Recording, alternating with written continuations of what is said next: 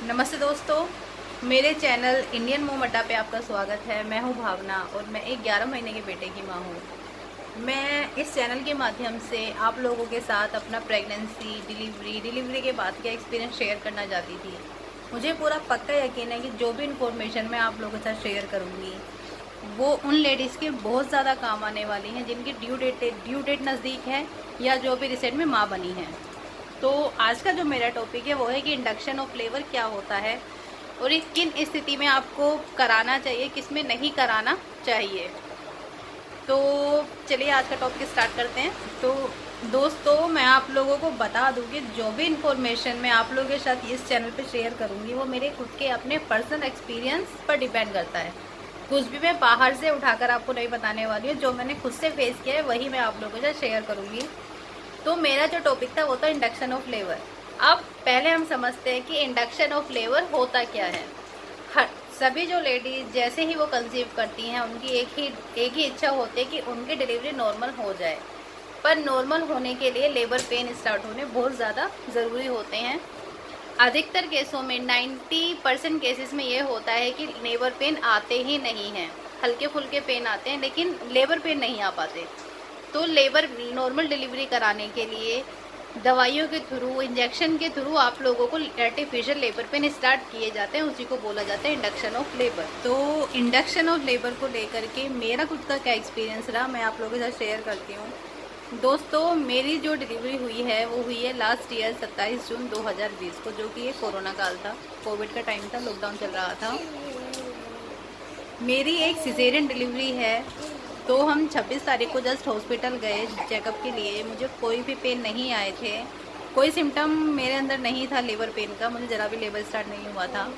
तो मुझे 40 वीक्स मेरा पूरा होने वाला था। डॉक्टर्स मैं हॉस्पिटल गई, डॉक्टर्स ने मुझे एडमिट कर लिया कि जी आपके 9 मंथ्स कंप्लीट हो गए हैं, 10th आपका रनेंगे, तो आपका बीपी हाई आ रहा है, वो आपको एडमिट करेंगे। मैंने उन्हें बोला कि मुझे अभी लेबर पेन नहीं है और मुझे नॉर्मल डिलीवरी ही चाहिए। तो उन्होंने बोला कि ठीक है, हम वेट करते हैं, आप एडमिट हो जाइए, हम आपको दवाइयाँ देंगे, दवाइयों के थ्रू आपको लेबर पेन स्टार्ट हो जाएगा, फिर आपकी नॉर्मल डिलीवरी हम कर देंगे। देन आई सेड ओके कि अब ठीक है, आप मेरे को दवाई दे दीजिए।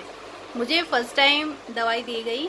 दोस्तों, मैं आपको बता दूं कि ये जो दवाइयाँ दी जाती हैं, वजाइनल टैबलेट्स दी जाती हैं, जो कि काफ़ी डिस्टर्बिंग होता है, खासकर उन लेडीज़ के लिए जो फर्स्ट टाइम इस चीज़ को फेस कर रही हैं। मेरे लिए ये फर्स्ट टाइम था, तो मेरे लिए काफ़ी डिफ़िकल्ट रहा ये चीज़ फेस करना।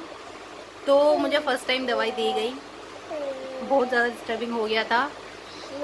मुझे उस टाइम भी कोई पेन नहीं आए, जबकि मेरे साथ जो लेडीज़ आई थी उनको घर से ही हल्के हल्के पेन थे। तो उनको एक बार दवाई देने के बाद ही उनको पेन स्टार्ट हो गए थे, लेकिन मुझे पेन स्टार्ट नहीं हुए थे।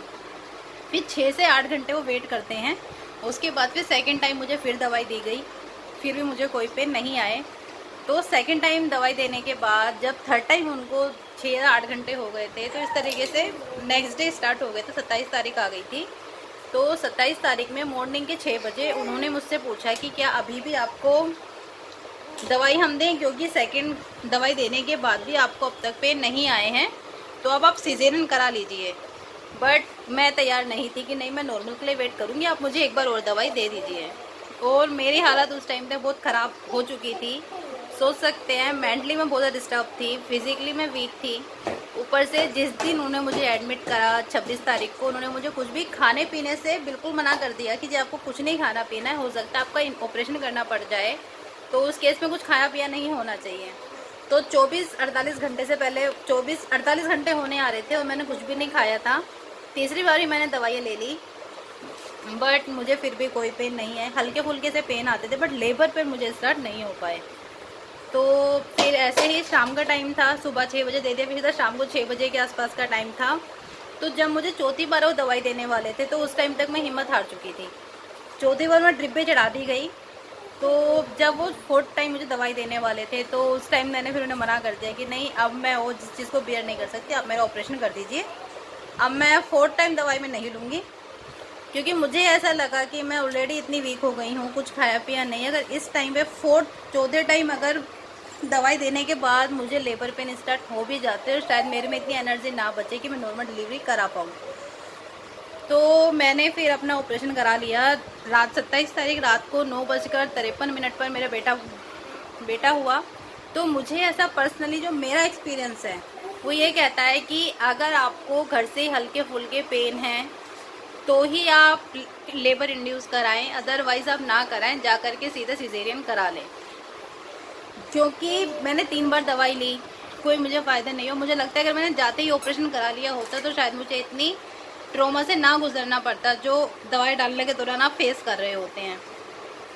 और ज़्यादा आप अपने आप को प्रेशराइज भी नहीं कर सकते क्योंकि बच्चे को भी रिस्क हो जाता है। तो मेरा ये मानना है कि अगर आपको हल्के फुल्के पेन आ रहे हैं तो ही आप दवाई लें, वो भी मैक्सिमम से मैक्सिमम 2 बार, 3 बार तक ना जाएं। उसके बाद भी अगर आपको नहीं आता है सिजेरियन आप करा लें। तो सिजेरियन